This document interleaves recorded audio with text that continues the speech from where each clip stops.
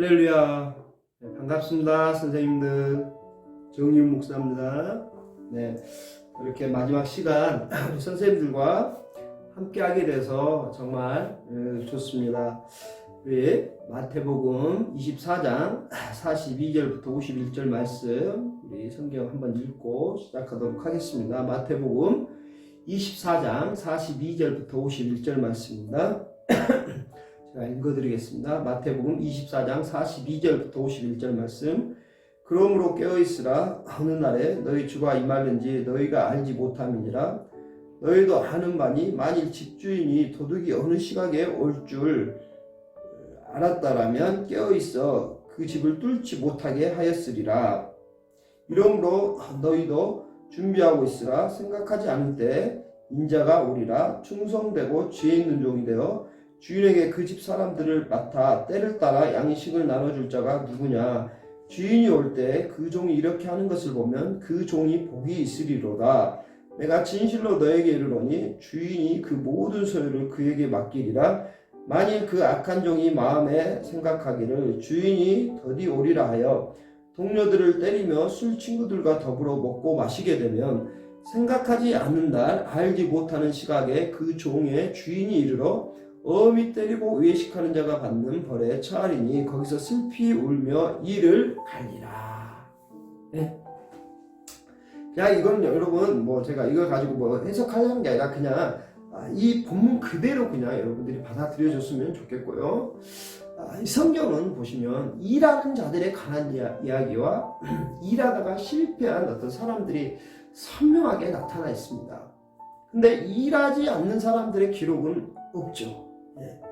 오늘 본문 24장은 말세에 닥칠 어떤 수많은 일들이 기록되어져 있고 기록되어 있는 내용이 이 지구상에 다 이루어 갈 것입니다. 그리고 마지막에 남는 것이 이제 심판 때인데 그때는 우리가 어떤 심판을 다 받겠죠. 심판 받는다라는 게 우리가 어떻게 살았느냐. 근데 아무도 심판받지 않는 사람이 다 심판을 받는데 심판받지 않는 사람이 있는데 아마 아무 일도 하지 않는 사람은 심판을 받지 않겠죠. 받을 이유가 없겠죠. 그러면 심판받을 이유가 없어서 괜찮느냐? 요거는 뒤에서 얘기를 하겠습니다. 여러분, 우리가 맡은 이 직분, 영혼을 맡은 이 직분은 천사도 사모하고 흠모하는 직분인데 천사에게는 안 주셨어요. 이 직분은 하나님을 아버지라고 부르는 자기 자녀들에게만 주시는 상속된 기업입니다. 우리가 교사라는 직분을 줬을 때 이 직분이 무엇하는 것이고 왜 주었느냐? 여러분 혹시 뭐라고 생각하세요? 왜 나에게 교사의 직분을 주셨고 하나님이 목사님을 통해서 무엇을 해야 하는가? 첫째도 영혼관리, 둘째도 영혼관리, 다섯째도 열째도 영혼관리, 100번째도 모든 것이 영혼관리입니다. 영혼관리를 잘했느냐 못했느냐 거기에 따라 게을렀던 것은 무섭게 주님께서 심판하시고 야단치실 것이에요.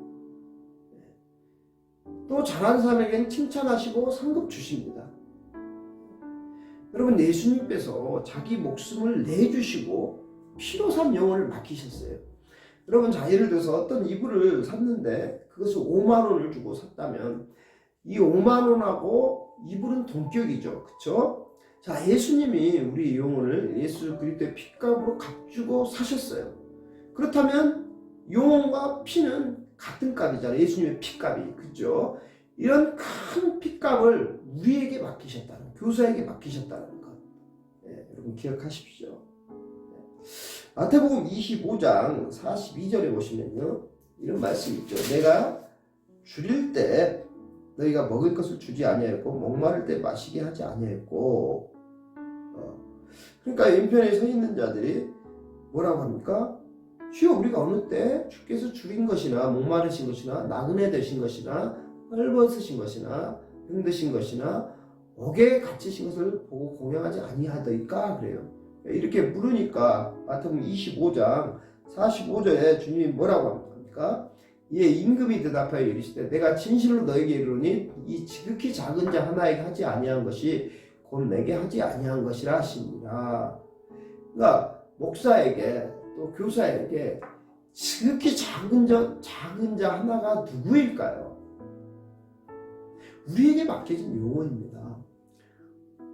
우리가 오늘 그들을 저는 목사로서 또 선생님은 교사로서 말씀을 먹이지 못하고 목마르게 하고 그들의 영혼에 어떤 하나님의 생명으로 은혜로 먹이지 못하면 왼편에 서게 하신다는 것이죠.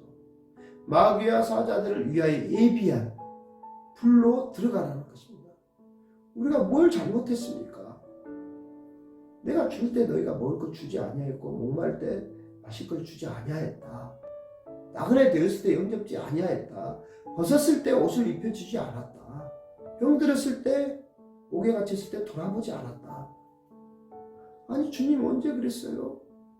아니 주님이 그러셨다면 내가 가만히 있겠어요? 당연히 주님 그렇게 내가 했죠. 근데 안 오셨잖아요. 지극히 작은 소자에게 하지 아니하는 것이 나에게 하지 아니한 것이라고 말씀하십니다. 여러분 저에게 또 선생님들에게 지극히 작은 소자가 누구일까요? 우리에게 맡겨진 영혼이겠죠. 우리가 기도할 때 하나님 나의 소명을 발견하게 해주십시오. 많이 기도하죠.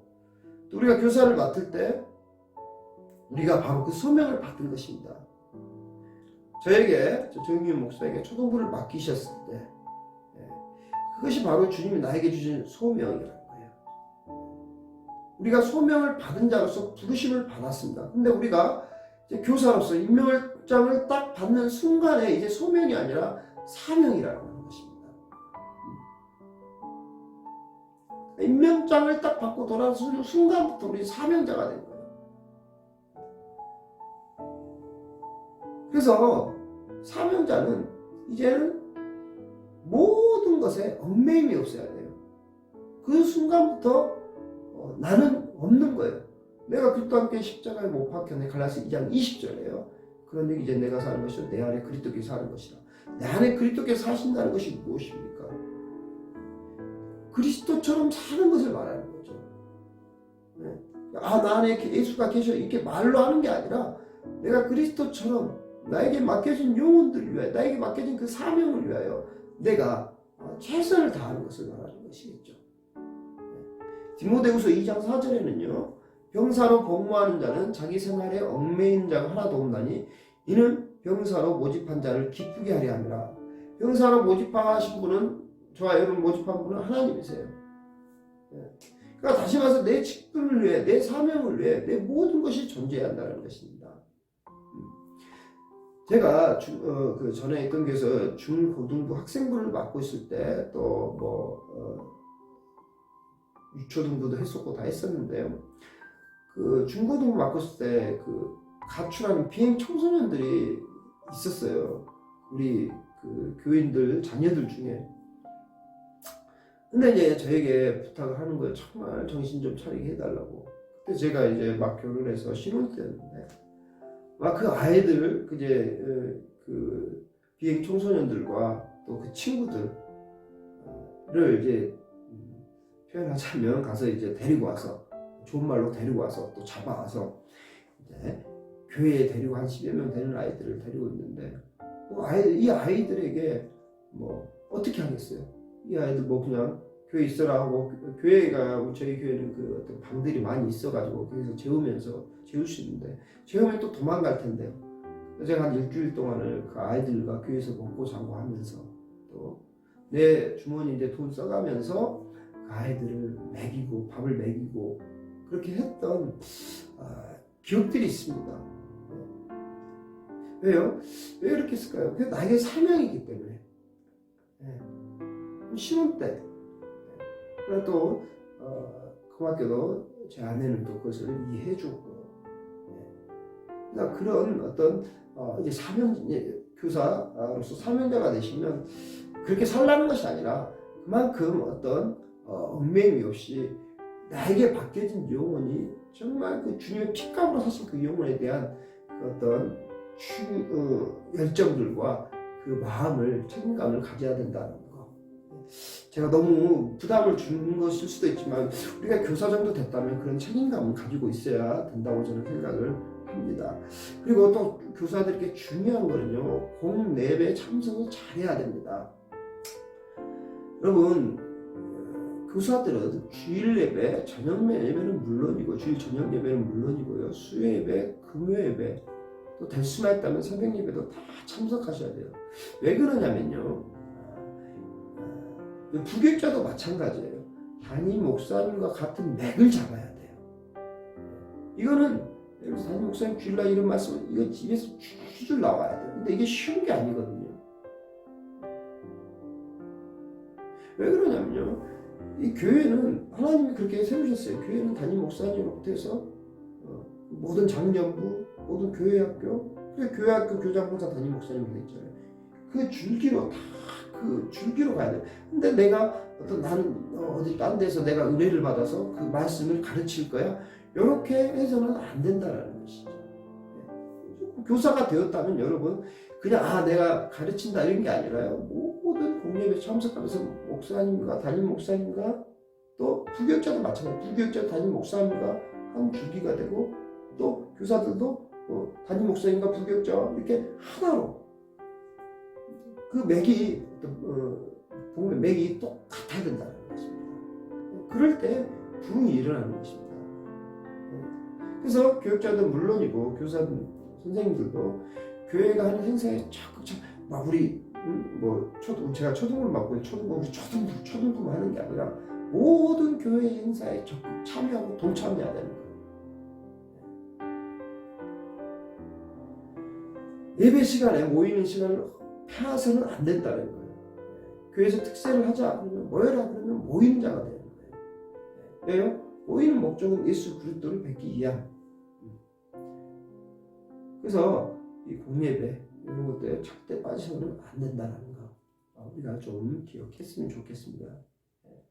그래서 집에서도 교회에서 우리가 모일 수만 있다면 모여서 예배 드리는 게 굉장히 중요합니다. 근데 여러분, 예배를 소중하게 여기고 그 예배를 어떤 제일 일의 가치로 두면요, 지금 당장 아무런 표가 안 날지 모르지만요, 이제 시간이 지날수록요, 이제 표가 납니다.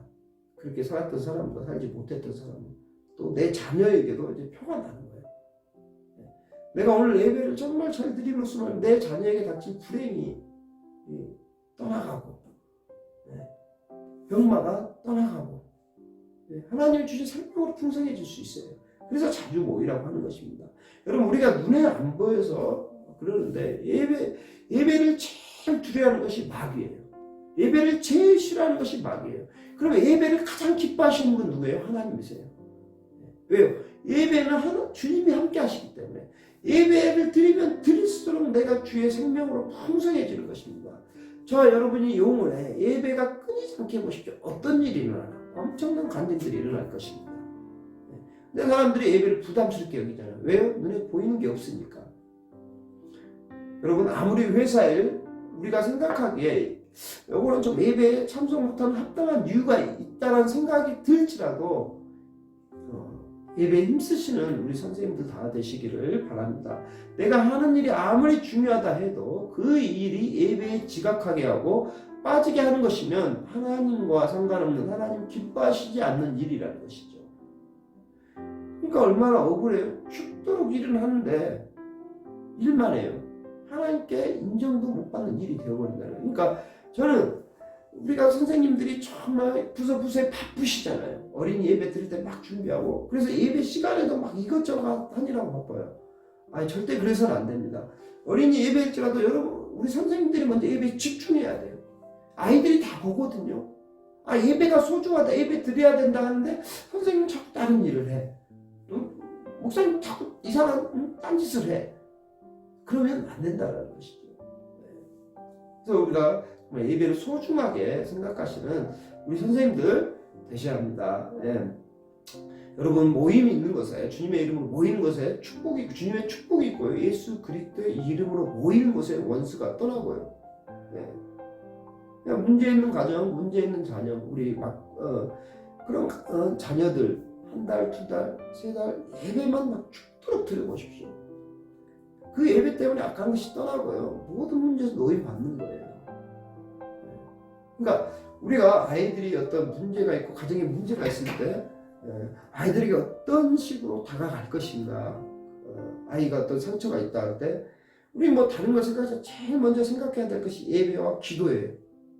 어떻게 하면 그 아이에게 예배를 더 드리게 할 것인가, 그걸 연구해야 되고요. 어떻게 하면 그 아이를 더 우리가 기도해야 될 것인가, 기도의 시간을 만들고 그 후에 우리가 어떤 사랑을 베풀고 선물을 하고 이게 필요하다는 거예요. 어떤 문제 앞에서 우리는 아이들에게 예배 드릴 수 있게 할 것인가를 연구하고 그런 자세가 되어야 한다는 것입니다.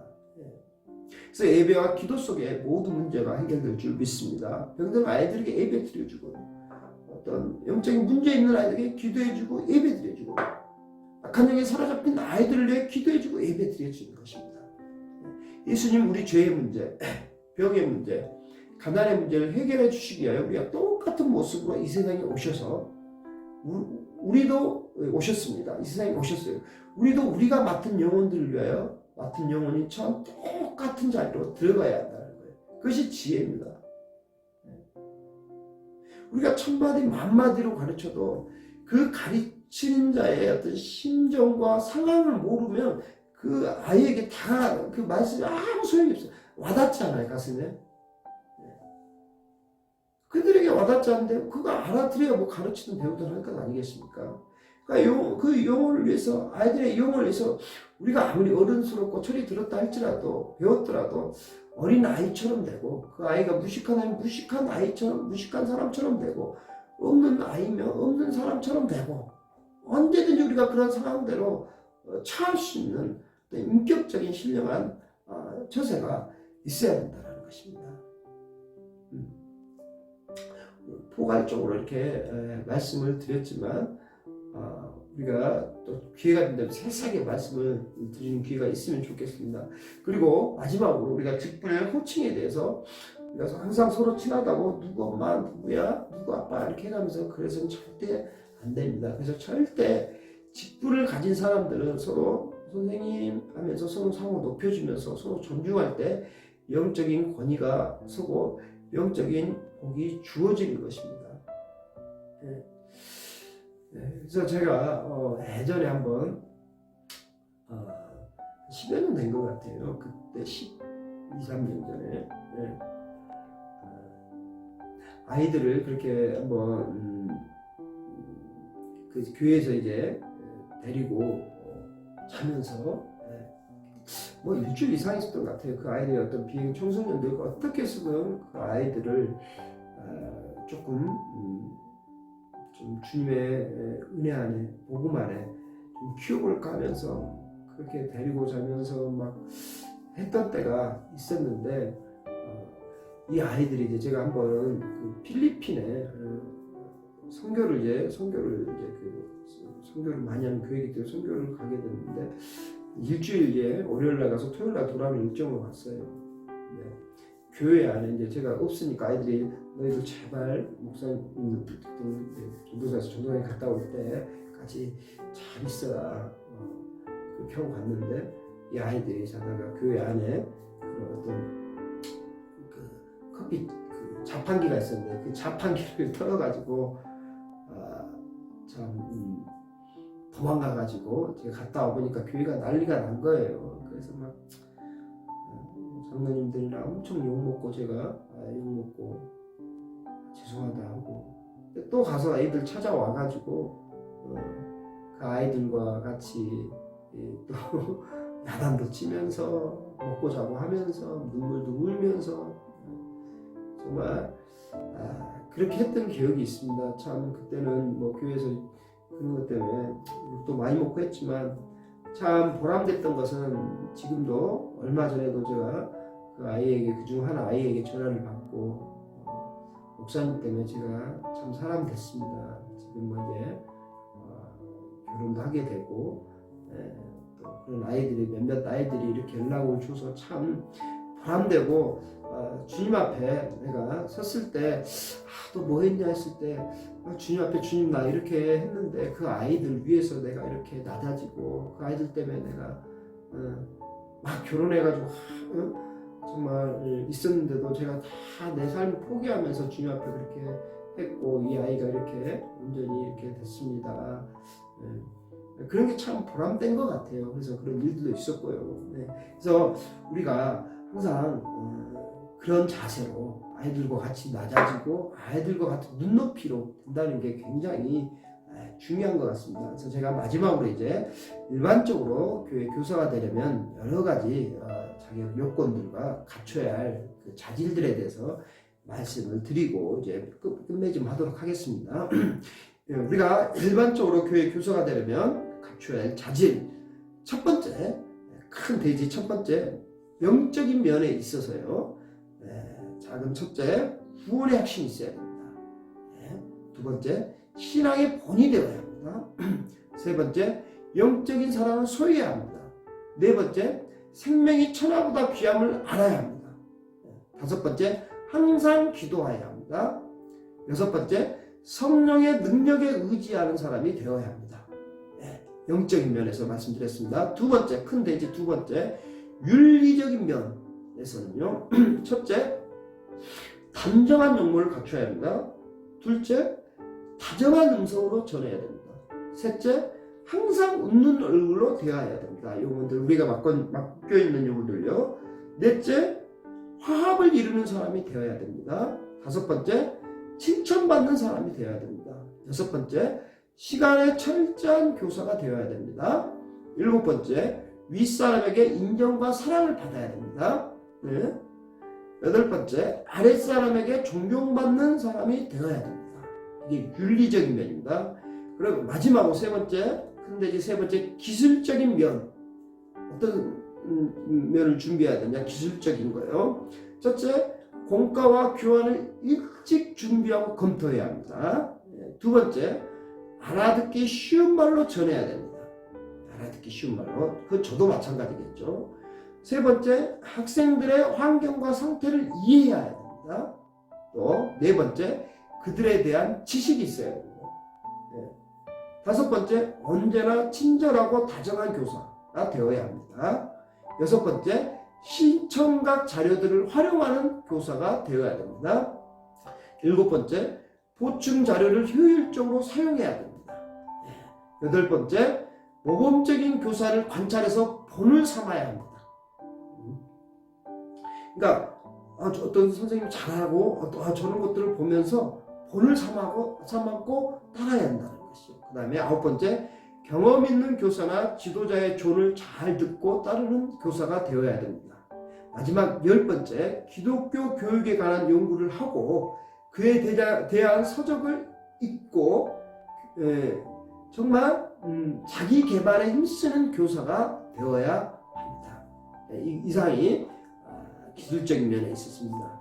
교사가 되려면 영적인 면, 윤리적인 면, 기술적인 면에 있어서 우리가 부족하지만 하나님 나에게 이러한 자기 요건을 갖출 수 있도록 도와달라고 항상 주님께 엎드리며 이런 모든 교사가 되시는 우리 선생님들 되시기를 바랍니다. 잠깐 기도하겠습니다. 눈 감으시고요. 하나님 감사합니다. 직분 잘 감당하게 하여 주시옵소서. 주님의 핏값으로 사신 이 영혼들 하나님 주님의 핏값과 주님과 그 아이들의 영혼이 동격임을 깨닫게 하시고 우리에게 맡겨진 영혼들 내가 청지기로서 잘 믿음으로 키워내며 주 앞에 정말 드릴 수 있는 우리가 되어질 수 있도록 도와주시옵소서. 하나님 정말 우리의 것으로는 영혼을 가르칠 수 없고 우리가 키워낼 수 없습니다. 성령을 부어주셔서 성령 충만을 부어줘서 이 아이들에게 말하고 가르칠 때 뭐든지 성령을 할 수 있는 우리가 되어질 수 있도록 인도하여 주시옵소서. 감사드리며 우리 주 예수님의 이름으로 기도드렸습니다. 아멘. 선생님, 교사 선생님들 감사합니다.